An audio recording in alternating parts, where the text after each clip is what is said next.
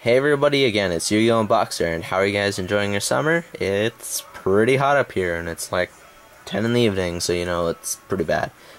But today I have a Frog Monarch deck for you.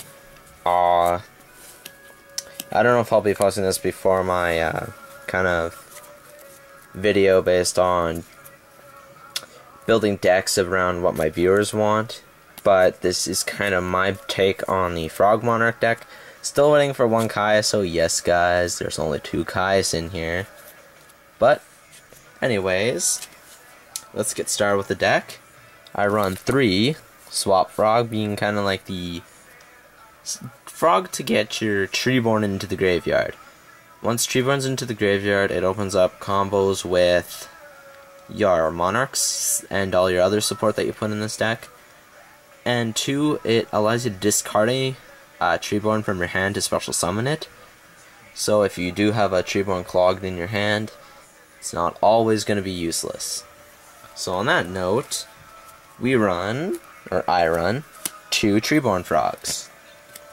You know, he just special summons himself from the graveyard if you control no spell or trap cards.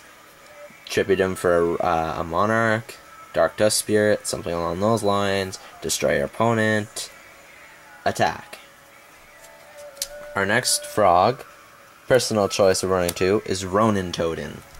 Ronin Totem is, I think, a pretty cool card because it can special summon itself from the graveyard by banishing a frog type. So once Swap Frog's in the graveyard, you don't need him anymore. Banish him, get a 2000 defense, level 2 monster.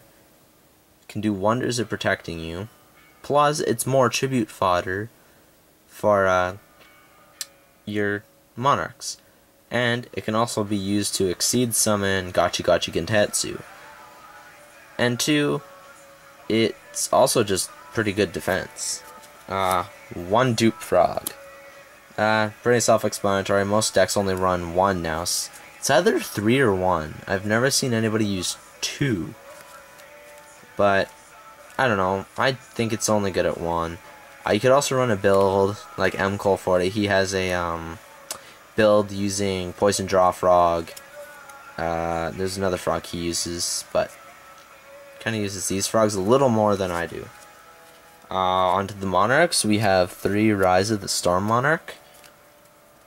Possibly my favorite looking Monarch, but he can bounce a card back to your opponents. I think it's the top of their deck. Yeah, to the top of their deck. So, if they Exceed Summoned, if they Synchro Summoned, if Ritual Fusion, whatever, big monster, you can screw over your opponent just by playing this card. And to make it worse, we technically should be running 3 caius, but does the exact same thing but banishes, so they never get that card back. Unless, you know, they play a Return from the Different Dimension, or they're playing a different dimension deck.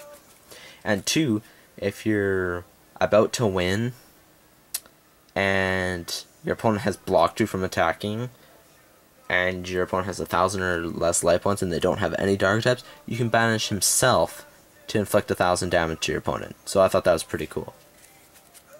Our next card is kind of a common card seen in frogs.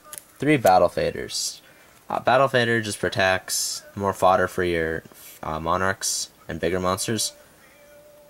Sometimes can be a dead draw, but you know, it's still better to have them there than not to have them there.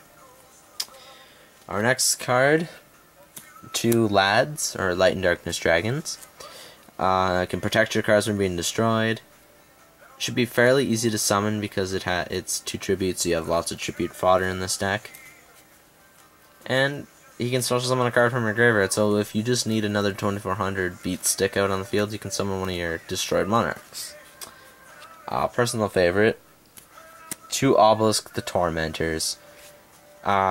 Once again, 3 tributes though, so I don't run 3 of them. But he can't be negated when he's summoned, and he's unaffected by the effects of spell traps and monster effects. So the only way to get rid of him is destroy him by battle. So, and he's a 4000 beat stick, but you gotta be careful with cards like Magic Jammer because he can still hit you with it. But I thought it was a pretty cool idea. But I've seen people run 3, but I don't know, I think that could be dead.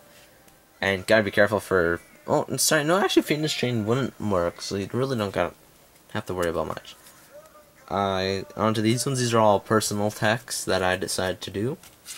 One being Dark Dust Spirit for monster destruction, Fen Huang for being back row destruction, Gore's boss monster plus more fodder, and Effect Veiler. You know, every deck's got to have at least one effect. Another option is you can run BLS, so you can always do that.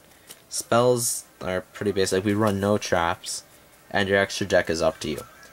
So 3 Pot of Duality. Pot is to go through your deck faster, get the cards you need. 3 Soul Exchange. You can tribute your opponent's cards for your Monarchs or Obelisk, whoever you want to use it for. But you can't attack. So another combo with Caius. 3 MST, self-explanatory. Econ, Exceed, Gaia Drake, you know, all that fun stuff. Reborn, Dark Hole, oof, sorry, hit the camera. Foolish Burial, Book of Moon, and Heavy Storm. So, pretty basic spawn trap card lineup. Windstorm of Itakwa would also be a good card to run in this deck. Stuff like that. So tell me what you guys think. Please rate, comment, and sub. Or I guess you can't rate, but you know, thumbs up. But oh yeah, and don't forget, I will be doing a contest for a box of Return of the Duelist. 150 plus subscribers. Once I get there, you guys have a chance to win a Return of the Duelist booster box. I will be doing this for almost every box coming out other than Hidden Arsenal, so any main set. So most likely the Abyss set afterward, I'll be doing one as well. So check out that. But every time it'll be more subscribers increase. So if I at least get 150, the next one will be 500 to 1,000, then 1,000 to 1,500, and you know, all that stuff. So until then, guys, Yu-Gi-Oh! Unboxer signing out.